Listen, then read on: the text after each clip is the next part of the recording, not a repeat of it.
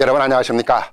지난 2012년 18대 총선을 시작으로 재외국민선거가 시작이 됐습니다.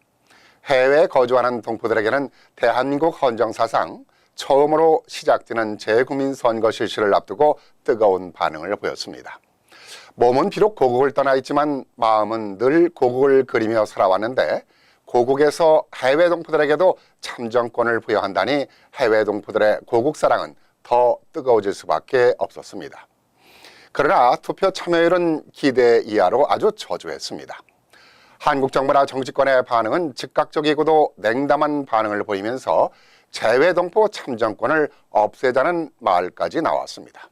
그러다가 18대 대통령 선거에서 투표율이 높아지는가 싶더니 20대 총선에서 다시 바닥을 치는 투표율을 보였습니다.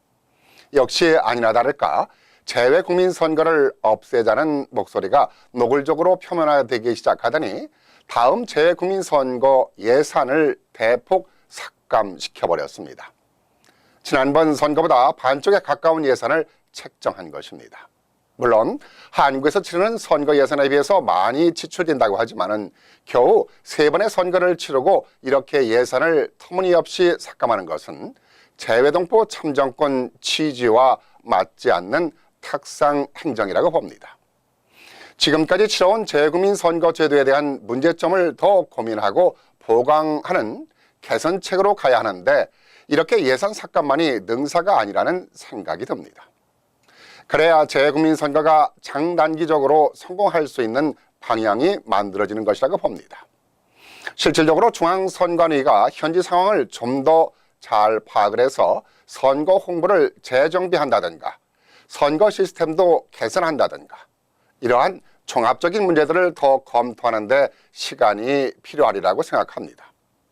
그런데도 그런 검토를 제대로 하지 않고 무조건식으로 투표율이 부족하다면서 이를 해외 동포들에게만 책임을 전가하며 예산을 삭감해서는 안 될 것이라고 봅니다.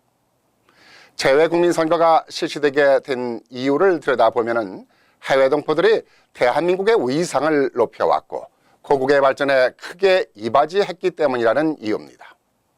그렇다면 해외 동포 비례대표 제도도 함께 실시되어야 한다고 봅니다.